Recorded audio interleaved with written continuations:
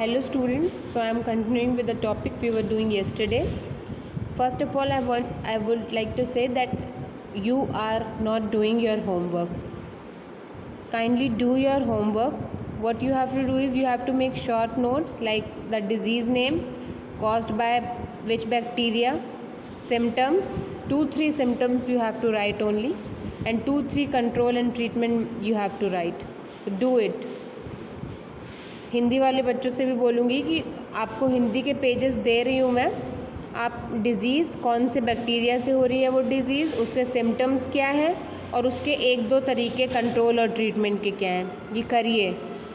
आपके board exam से questions जो इस चैप्टर से आते हैं वो मैं चैप्टर के एंड में सॉल्व करवाऊँगी, लेकिन आपको तब तक चैप्टर के नोट्स बना के रखने हैं जिससे आप वो क्वेश्चन सॉल्व कर पाएँ। तो कंटिन्यू कर रही हूँ मैं चैप्टर से। टाइफॉइड, जो इम्पॉर्टेंट चीज़ें हैं वो आज के वीडियो में हाईलाइटेड है, तो आप लोग ध्यान से देखिएगा। तो typhoid is caused by salmonella typhosa. Salmonella typhosa को साल्मोनेला टाइफी भी बोलते हैं। और ये जो डिज़ीज़ है ये contaminated water, urine of patients, sputum, इन सब से आगे बढ़ती है।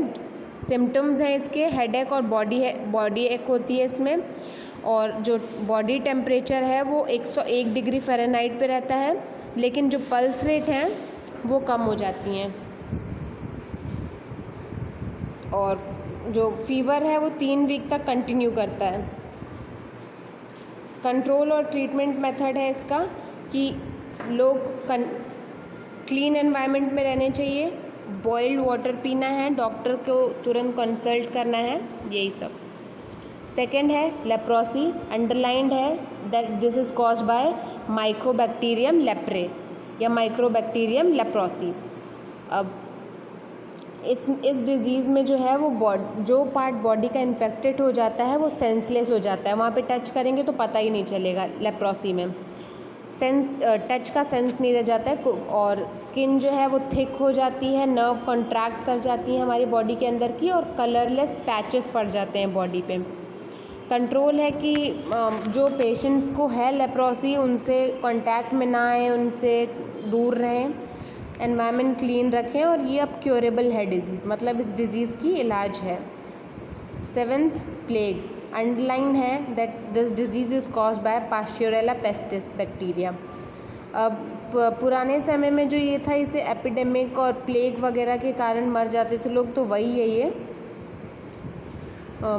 और ये डिज़ीज़ जो है इसकी हमारे जो स्टमक में है ये बैक्टीरिया इस टाइम पे पाए जाते हैं जब ये हमें होती है, और ये जो बैक्टीरिया हैं ये यूरिन के थ्रू बाहर निकल जाते हैं, और फूड वगैरह के कांटेक्ट में आके ये हमारी बॉडी में पहुंचते हैं। सिम्टम्स हैं फीवर, हाई फीवर, और नेक में और लंग्स में एक ग्लैंड टाइप का बन जाता है, और किसी टाइप में जो RBCs होते हैं हमारे रेड ब्लड सेल्स, जिनको एरिथ्रोसाइट्स भी बोलते हैं, ये डिस्ट्रॉय होने शुरू हो जाते हैं, तो ब्लड की कमी हो जाएगी। Next is whooping cough, pertussis बोलते हैं इसे, और अंडरलाइंड है that this disease is caused by bordetella pestis और बैसिलस पर्ट्यूसिस।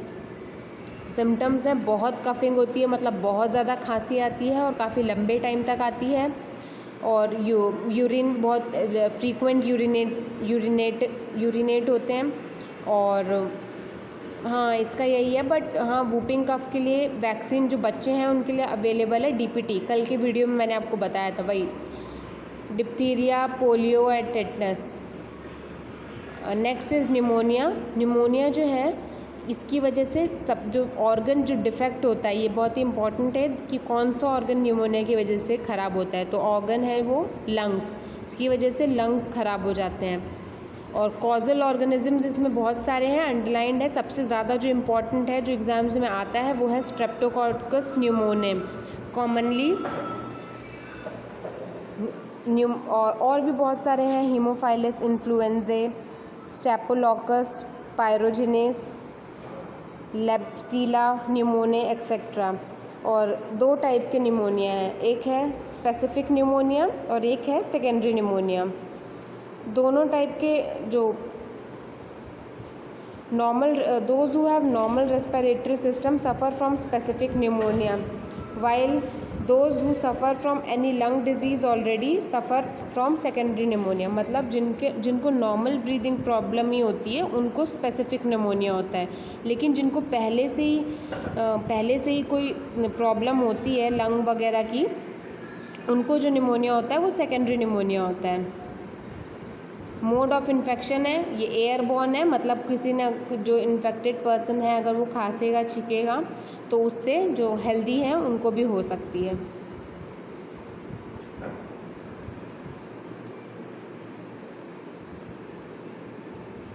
प्रिवेंशन मेथड है आइसोलेशन हो जाता है, जो जिसको हो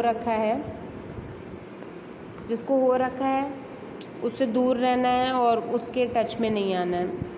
कंट्रोल और ट्रीटमेंट मेथड है pneumococci are identified by bile solubility test. ये क्वेश्चन आ सकता है मल्टीपल चॉइस क्वेश्चंस में कि क्या कैसे, तो इसका जो बैक्टीरिया है वो एक बाइल सॉल्युबिलिटी टेस्ट होता है, मतलब जो हमारी बॉडी में बाइल जूस बनता है, लिवर बनाता है, वो टेस्ट करते हैं तो उससे पता चल जाएगा कि पता चल जाएगा तो ट्रीटमेंट वगैरह फर्दर आगे बढ़ सकता है। अब next is diseases caused by viruses. तो पहली जो डिज़ीज़ है वो है रेबीज़ जो है सबको पता है कि अगर कुत्ता काट लेता है तो रेबीज़ हो जाता है। और इसमें क्या प्रॉब्लम होती है कि जो पेशेंट है जिसके साथ ऐसा होता है वो हाइड्रोफोबिया से सफ़र करता है। हाइड्रोफोबिया है मतलब कि पानी से डर लगने लगता है। बहुत ही हाईली फैटल इन्फेक्शन है, बहुत ही ख़तरनाक है ये, और सेंट्रल नर्वस सिस्टम पे ये अटैक करता है। और सिम्टम्स हैं इसके कि सोर थ्रोट, सर दर्द होगा, गले में दर्द होगा, फीवर होगा 2 से 10 दिन तक, और जो है जहाँ पे काटा होगा वहाँ पे हल्की सी टिंगलिंग, मतलब कुछ अजीब सा झंझनाहट टाइप की फील होगी। और पेशेंट जो है वो चिड़चिड़ा सा हो जाएगा। और ट्रांसमिशन एंड पैथोजेनेसिस कैसे है, मतलब ये डिज़ीज़ ट्रांसमिट कैसे होगी और इसका पैथोजेनेसिस मतलब पता कैसे चलेगा। तो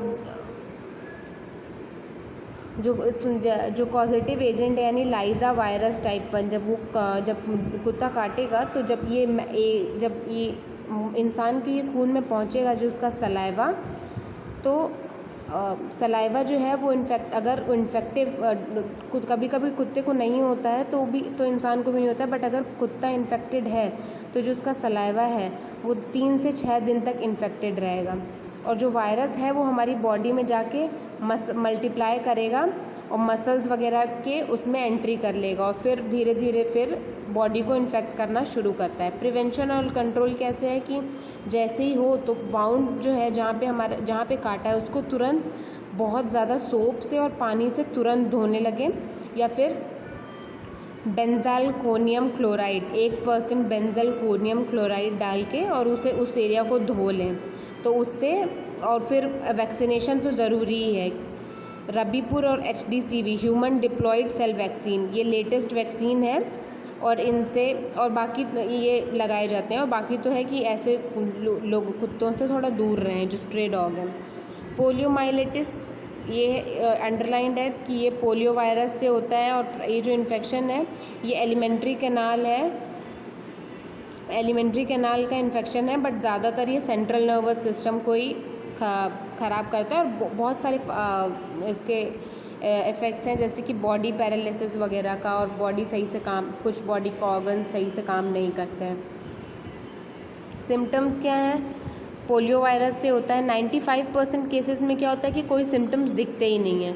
4 से 8% केसेस तो ऐसे होते हैं जिनमें थोड़े बहुत फंक्शंस दिखते हैं, माइनर इलनेस वगैरह थोड़ी। और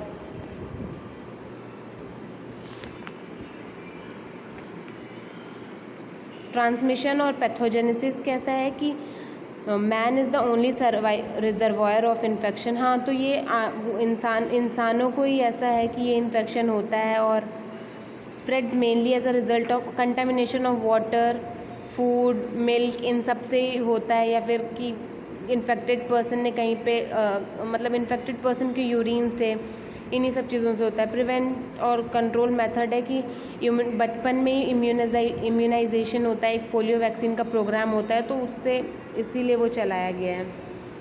अब common disease caused by virus immunised and affected from body of infection part. अब ये डिजीज़ दी हैं, उन किस वायरस से हो रही हैं और कौन सा पार्ट अफेक्ट कर रहा है। ये टेबल आपको एज इट इज़ अपनी कॉपी में बनाना है और याद करना है, मल्टीपल चॉइस क्वेश्चंस में आता है ये।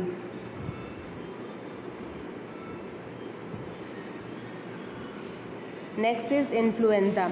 It is an international disease occurring in all countries and affecting millions of person. ये एक इंटरनेशनल डिजीज़ है, यानी ये बहुत सारी कंट्रीज़ में ये डिज़ीज़ फैली हुई है और बहुत सारे लोग हर साल अफेक्ट होते हैं इससे। सिम्टम्स क्या हैं, तो कि जो पेशेंट है उसको फीवर होगा, तुरंत बॉडी ठंडी पड़ेगी, पेन होगा, कफिंग होगी, स्नीजिंग होगी, वीकनेस होगी, ये सब 1 से 5 दिन तक चलेगा और एडल्ट्स में 3 दिन तक।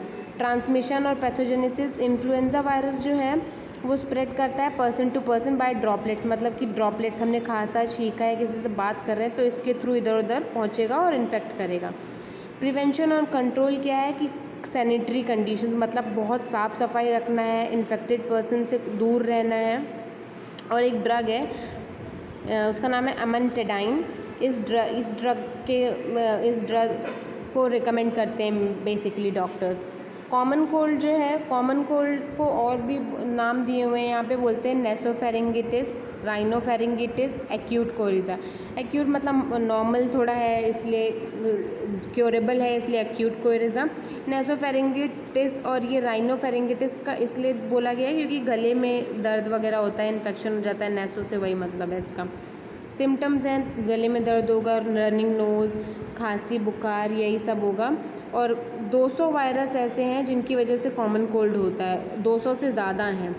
और राइनो वायरसेस जो हैं वो सबसे कॉमन है, इनसे सबसे ज़्यादा होता है। अब इसमें क्या है, अपर रेस्पिरेटरी ट्रैक्ट वगैरह इन्फेक्ट हो जाती हैं तो वो टाइट हो जाती हैं, तो दर्द होना शुरू हो जाता है, थ्रोट वगैरह।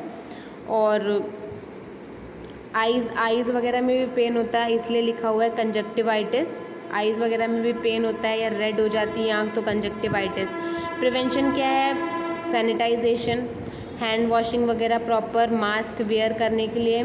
कॉमन कोल्ड कभी कभी निमोनिया भी पहुंच जाता है, जिसको सेकेंडरी बैक्टीरियल निमोनिया भी बोलते हैं, इसलिए प्रिवेंशन बहुत ज़रूरी है। और